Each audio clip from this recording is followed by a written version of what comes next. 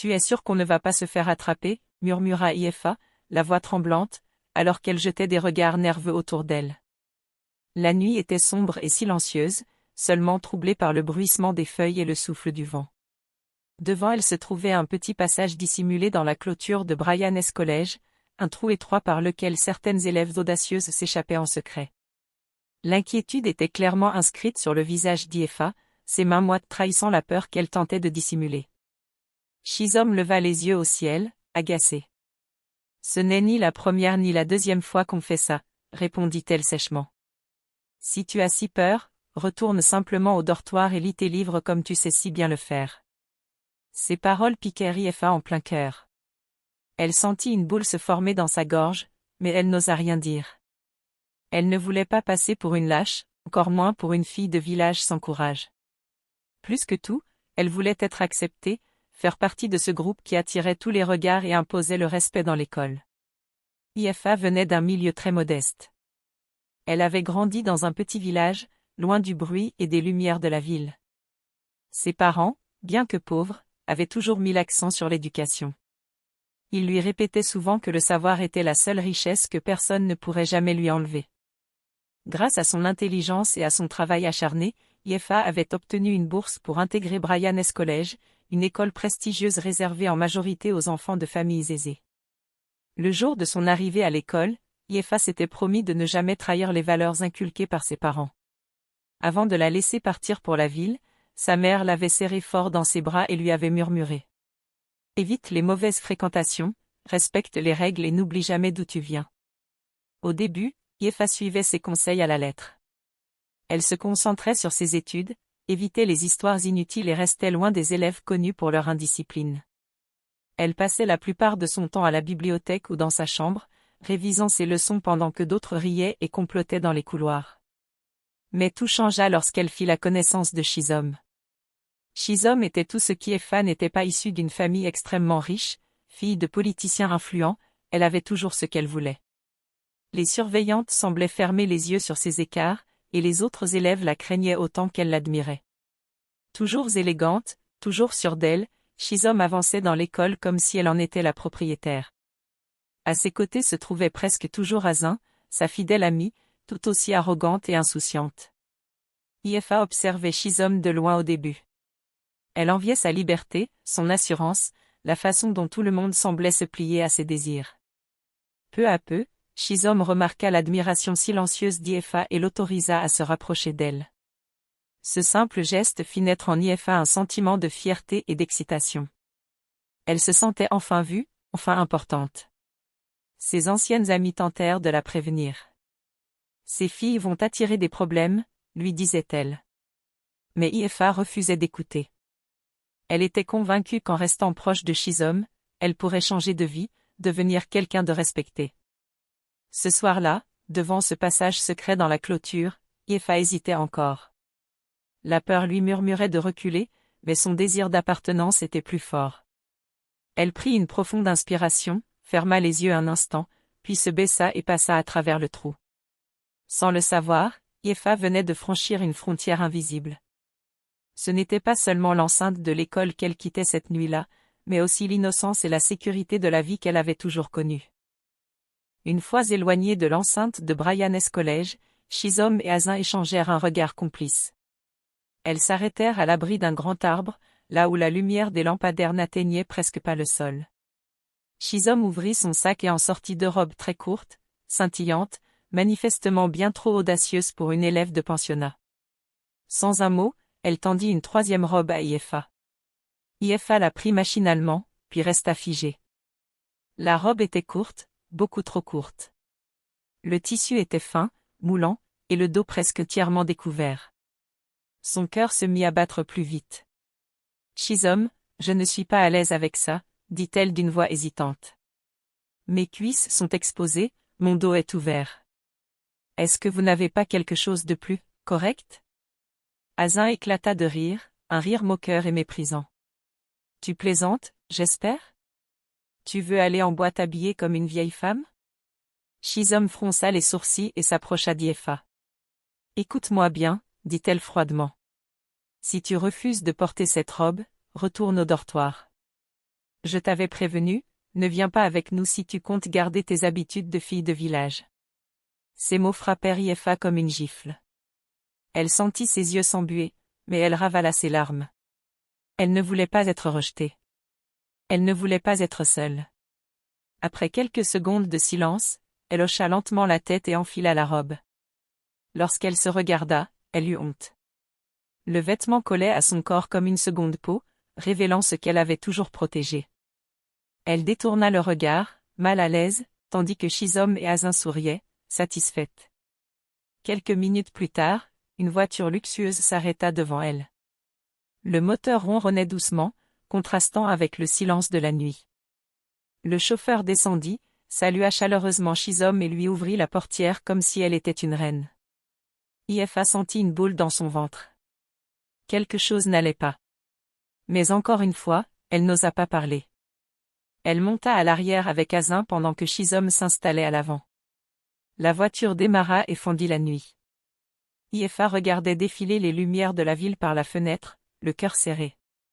Elle se demandait ce que ses parents penseraient s'ils la voyaient à cet instant précis. La voix de sa mère résonna faiblement dans sa tête, mais elle tenta de l'ignorer. Le club se trouvait dans un quartier animé. Dès qu'elles descendirent de la voiture, Ifa fut submergée par le bruit, la musique assourdissante et l'odeur de la fumée. Devant l'entrée, des hommes fumaient, riaient bruyamment, et certaines jeunes filles se collaient à eux d'une manière qui mit Ifa profondément mal à l'aise. Elle observait tout autour d'elle avec des yeux écarquillés. Elle n'avait jamais vu un tel endroit. Tout semblait excessif, irréel. « Allons à l'intérieur », dit Shizom d'un ton impatient, tirant Ifa par le bras. À l'intérieur du club, les lumières clignotaient, les corps se pressaient les uns contre les autres, et l'alcool coulait à flots. Ifa sentit un vertige. Elle se sentait étrangère dans ce monde, comme si elle n'y appartenait pas. Elle se dirigea vers le bar et s'assit seule, tentant de reprendre son souffle. Shizom et Azin, elles, ne tardèrent pas à disparaître avec deux hommes, riant aux éclats. Ifa resta là, observant la foule avec un mélange de peur et de curiosité. C'est alors qu'un homme élégant, bien habillé et sûr de lui s'approcha d'elle. « Bonsoir, belle demoiselle », dit-il en élevant la voix pour couvrir la musique. « Je m'appelle Emma. Pourquoi une fille aussi jolie est-elle assise toute seule ?» Ifa sursauta légèrement. « Bonsoir, monsieur. Je suis ici avec mes amis, répondit-elle prudemment. Elles vont revenir. Emma sourit. Ne sois pas inquiète. Je ne te veux aucun mal. Je voulais juste faire ta connaissance. Ces paroles la troublèrent. C'était la première fois qu'un homme lui parlait ainsi, avec autant d'assurance et de flatterie. Elle se sentait à la fois flattée et effrayée. Les conseils de ses parents résonnaient encore dans son esprit, luttant contre ce nouveau sentiment de curiosité. Ifa se contenta de sourire poliment, sans lui donner son nom. Avant de partir, Emma sortit un petit papier, y griffonna un numéro et le posa devant elle. « Au cas où tu changerais d'avis, » dit-il simplement avant de s'éloigner. Ifa fixa ce morceau de papier quelques secondes, le cœur battant. Sans le savoir, cette simple rencontre venait d'ouvrir une porte qu'elle n'était pas prête à franchir. Le lendemain matin, Ifa se réveilla avec un étrange poids sur la poitrine. Les images de la nuit précédente tournaient en boucle dans son esprit, la musique assourdissante, la foule, la robe trop courte, et surtout ce morceau de papier posé sur la table du bar. Le numéro d'Emma. Elle avait à peine dormi, tiraillée entre la peur et une curiosité qu'elle refusait d'admettre. À peine le soleil levé, Shizom et Azin vinrent la trouver. Leur visage affichait un sourire moqueur, presque triomphant. Alors, lança Azin, le type avec qui tu parlais hier, tu sais qui c'est? Ifa secoua la tête. Il a juste dit qu'il s'appelait Emma. Shizom éclata de rire. Emma?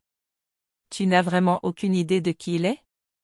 Elle s'approcha d'Ifa et baissa la voix, comme si elle s'apprêtait à révéler un secret précieux. Emma est l'un des hommes les plus riches de cette ville. Il a des maisons, des voitures, de l'argent à ne plus savoir quoi en faire. Si tu deviens sa petite amie, ta vie changera complètement. Ifa sentit son cœur se serrer. Je n'ai pas besoin d'un petit ami, répondit-elle doucement.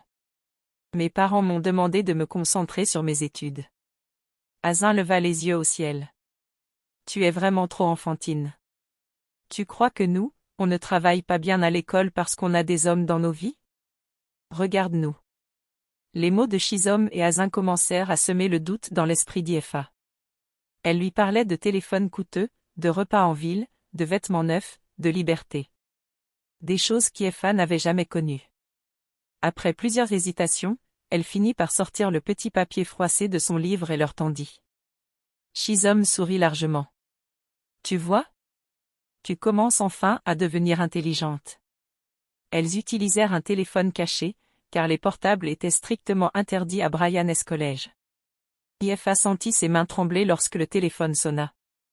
Après quelques tonalités, une voix masculine répondit. Allô? Bonsoir, c'est moi, dit Iefa d'une voix timide. La fille du club. Il y eut un court silence, puis Emma rit doucement. Je me demandais quand tu allais appeler. À partir de ce jour, Emma et Iefa commencèrent à se parler régulièrement. Chaque appel la faisait se sentir spéciale, importante. Il lui parlait avec douceur, l'appelait « ma belle », lui promettait de prendre soin d'elle. Peu à peu, Iefa baissa sa garde. Les week-ends, Shizom et Azin l'aidaient à s'échapper du pensionnat. Emma venait les chercher dans sa voiture luxueuse, les emmenait dans des clubs ou des restaurants chics. Il dépensait de l'argent sans compter, comme si cela n'avait aucune valeur. Il acheta même un téléphone à Iefa, rien que pour qu'ils puissent se parler librement. Ce geste la bouleversa. Personne ne lui avait jamais offert quelque chose d'aussi cher. Sans s'en rendre compte, Iefa commença à changer. Elle ne passait plus autant de temps à la bibliothèque. Elle séchait parfois les cours, rendait ses devoirs en retard. Ses notes baissèrent lentement mais sûrement. Elle s'éloigna de ses anciennes amies, celles qui lui rappelaient la discipline et les valeurs qu'elle avait autrefois chéries. Désormais, elle appartenait au cercle de Shizom. Elle voulait leur ressembler, vivre comme elle. Un week-end, Emma les emmena ailleurs qu'au club. C'est mon anniversaire, dit-il. J'organise une fête chez moi. Lorsqu'elles arrivèrent, Iefa resta sans voix. La maison était immense, luxueuse, remplie de monde. La musique était forte, l'alcool coulait à flots. Elle se sentait petite dans cet univers qui brillait trop fort. Emma prit Iefa à part. « J'ai un cadeau spécial pour toi, murmura-t-il. Flattée et confiante, Iefa le suivit jusqu'à sa chambre. Il verrouilla la porte derrière eux. Sur le lit se trouvait une magnifique robe, encore plus belle que tout ce qu'Iefa avait porté auparavant. « Elle est pour toi, dit-il. Mais... » Son regard changea. Son sourire se fit insistant. « Tu dois me prouver que tu m'aimes. » Le cœur d'Iefa se mit à battre violemment. Elle comprit trop tard que ce qu'elle prenait pour de l'amour n'était qu'une illusion dangereuse, et que le prix à payer serait bien plus lourd qu'elle ne l'imaginait. Les semaines qui suivirent la nuit fatidique s'étaient écoulées dans un mélange de confusion et de culpabilité pour Iefa. Ce qu'elle avait d'abord perçu comme de l'attention et de l'affection s'était progressivement transformé en peur et en malaise. Chaque conversation téléphonique avec Emma lui faisait battre le cœur, mais à chaque instant, elle sentait que quelque chose clochait. Les appels devinrent de plus en plus fréquents, les promesses de cadeaux et de rendez-vous toujours plus tentantes, et pourtant, elle sentait au fond d'elle-même que ce monde dans lequel elle avait plongé était dangereux. Un matin, Iefa se réveilla avec des nausées et une faiblesse inhabituelle. Son ventre était douloureux, et une sensation étrange la poussa à se rendre précipitamment aux toilettes. Là, elle vomit un liquide blanchâtre et sentit un vertige l'envahir. Ses mains tremblaient, et pour la première fois depuis des semaines, la peur surpassa son désir d'appartenir au cercle de Shizom et Azin. Elle ne savait pas ce qui se passait. Était-ce la conséquence de l'alcool, de l'épuisement, ou de quelque chose de plus grave? Une de ses amies proches, dont la mère était médecin, la prévint doucement. « Iefa, je pense que tu es enceinte. » Iefa recula, le souffle coupé, comme si le sol venait de se dérober sous ses pieds. Elle secoua la tête, refusant de croire ce qu'elle venait d'entendre. Elle se précipita vers la pharmacie du village et acheta un test de grossesse. Ses mains tremblaient tandis qu'elle réalisait le test. Quelques minutes plus tard, le résultat était là, positif. Un cri silencieux se perdit dans sa gorge. Les larmes jaillirent malgré elle. Tout ce qu'elle avait vécu, toutes ses erreurs, la peur, la naïveté, se matérialisaient maintenant dans ce petit bâtonnet blanc qui confirmait la pire de ses craintes. Désespérée, elle appela Emma. Son cœur battait à toute vitesse, ses doigts tremblaient sur le téléphone. Lorsqu'il décrocha, elle sentit un mélange de soulagement et d'angoisse. « Emma, c'est moi, je suis enceinte. » Il y eut un silence glaçant de l'autre côté. Puis il parla, d'une voix froide et implacable. « Comment ça me concerne ? Ce n'est pas mon problème. Tu ferais mieux de trouver le père de ton enfant ou d'avorter. Et ne m'appelle plus. » Le téléphone glissa de ses mains tremblantes. Les larmes coulaient sans fin. Elle regarda autour d'elle, cherchant un soutien, mais comprit que tout le monde l'avait abandonnée. Shizom et Azin l'avaient repoussée lorsqu'elle avait demandé de l'aide pour gérer cette situation. Elle se tenait là, indifférente, comme si sa douleur n'avait aucune importance. « Tu es toute seule, » dit Shizom d'un ton glacial. « Nous ne voulons pas être mêlés à tes bêtises. » Ifa sentit un désespoir absolu. Le monde qu'elle avait tant désiré rejoindre s'était transformé en un piège. Ses rêves de glamour, de luxe et de reconnaissance s'étaient effondrés, laissant derrière eux une réalité brutale et cruelle. Dans un ultime geste de désespoir, Ifa se tourna vers Internet pour trouver une solution. Elle tomba sur des sites proposant des médicaments pour interrompre une grossesse. Aveuglée par la peur et l'urgence, elle acheta les substances recommandées sans consulter un médecin. La douleur fut immédiate. Des saignements abondants commencèrent, et elle s'effondra dans sa chambre, terrifiée et seule.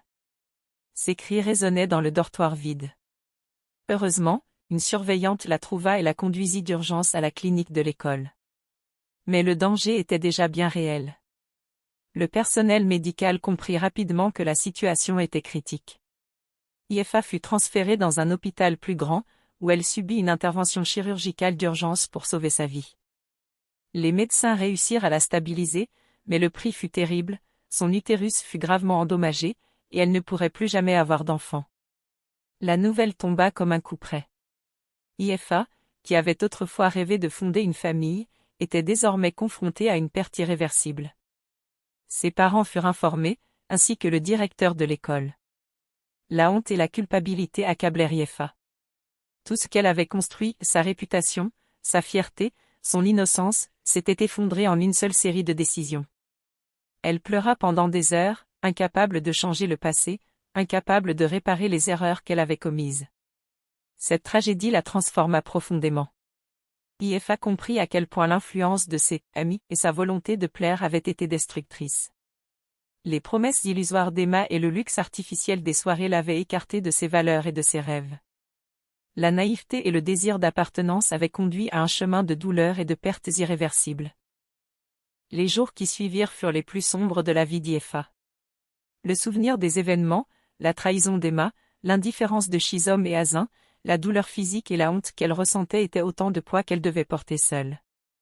Elle passa ses journées à l'hôpital, à récupérer lentement de la chirurgie qui lui avait sauvé la vie mais lui avait ôté la possibilité de porter un enfant.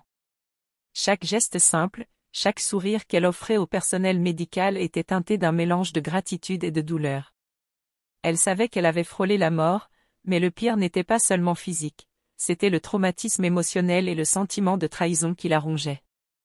Lorsqu'elle rentra finalement au pensionnat, le silence et la solitude étaient assourdissants. Les couloirs qu'elle avait autrefois parcourus avec l'innocence de l'adolescence semblaient maintenant hostiles et froids. Les regards des autres élèves, bien que discrets, étaient lourds de jugement. Elle savait que certains savaient, ou avaient entendu des rumeurs, et cela ajoutait à son sentiment d'isolement. Même ses anciennes amies, celles qui avaient essayé de la prévenir au départ, évitaient de la croiser, peut-être par peur de se mêler à ses problèmes ou par gêne. Shizom et Azin, quant à elles, furent rapidement confrontés à leurs propres conséquences. Leur comportement provocateur et irrespectueux des règles scolaires avait fini par attirer l'attention des autorités de Bryanes College. Les enseignants et le directeur, après avoir mené une enquête minutieuse, décidèrent que leur comportement ne pouvait être toléré. Elles furent expulsées, mettant fin à leur règne de domination et d'influence sur le campus. La punition était sévère mais juste, elles avaient choisi le chemin de la désobéissance, et l'école ne pouvait fermer les yeux sur leurs excès. Emma, quant à lui, fut arrêté par la police après que l'affaire d'IFA eut été portée à la connaissance des autorités. Les témoignages et preuves contre lui étaient accablants, il avait exploité et trompé une jeune fille mineure, violant sa confiance et abusant de sa position de pouvoir et de richesse.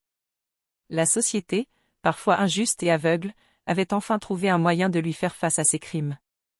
Cette arrestation servit de rappel brutal que la richesse et le statut social ne protègent pas de la justice. Pour IFA, la reconstruction fut un chemin long et douloureux. Ses parents, bien que profondément attristés et déçus par les choix de leur fille, l'aimèrent sans condition et l'aidèrent à se remettre. Ils comprirent que le véritable danger n'était pas seulement dans les erreurs commises, mais dans la solitude et la vulnérabilité d'une jeune fille face aux tentations et aux manipulations. Ils lui rappelèrent que sa valeur ne dépendait pas des erreurs qu'elle avait faites, mais de sa capacité à apprendre, à se relever et à rester fidèle à elle-même. IFA passa de longues heures à réfléchir à tout ce qu'elle avait vécu. Elle réalisa que le désir d'appartenir, le besoin d'être admirée et le désir de suivre les traces des autres avaient été les déclencheurs de sa chute. Shizom et Azin, bien qu'elles fussent charismatiques et influentes, ne représentaient pas un modèle à suivre. Emma, bien que séduisant et charmant, ne représentait pas l'amour qu'elle méritait. Tout ce qu'elle avait cru être des signes d'affection et de reconnaissance n'était en réalité qu'une manipulation, une illusion qui avait failli lui coûter la vie. Avec le temps, IFA reprit ses études. Elle s'éloigna définitivement des influences néfastes et se concentra sur ce qui comptait vraiment, sa formation, sa croissance personnelle et le respect des valeurs inculquées par ses parents. Chaque cours suivi, chaque livre ouvert, était désormais un pas vers la rédemption. Elle comprit qu'il n'y avait pas de raccourci vers le succès ni de moyen de plaire aux autres au détriment de soi-même. La leçon de cette histoire résonne fortement pour tous ceux qui la connaissent. Les choix que nous faisons, surtout sous l'influence des autres, peuvent avoir des conséquences irréversibles. La prudence dans les amitiés, la vigilance face aux séductions faciles et le respect de ses propres valeurs sont essentiels. IFA avait appris à la dure que la popularité, l'argent et le plaisir immédiat ne valent jamais le prix de la dignité et de la sécurité personnelle. Ainsi, Bryan's College, autrefois un lieu de curiosité et de désir, devint pour IFA un symbole de résilience. Elle sut que chaque décision future devait être guidée par sa morale et par le respect de ses principes. Les souvenirs de ses erreurs restèrent gravés en elle comme un avertissement permanent. Et bien qu'elle portât la douleur de ce qu'elle avait perdu, elle trouva dans cette épreuve une force intérieure nouvelle, une détermination à ne plus jamais sacrifier sa vie et son avenir pour plaire ou pour être acceptée. La morale de cette histoire est claire et universelle, restez fidèle à vous-même, choisissez vos amis avec soin, et ne laissez jamais la pression sociale ou le désir d'appartenance vous faire dévier de votre chemin. Chaque décision doit être prise en gardant à l'esprit les valeurs que l'on chérit et l'exemple que l'on veut laisser. IFA, malgré la douleur et la perte, devint un symbole de résilience et de courage, un rappel poignant que même dans les pires épreuves, il est possible de se relever et de reconstruire sa vie avec dignité.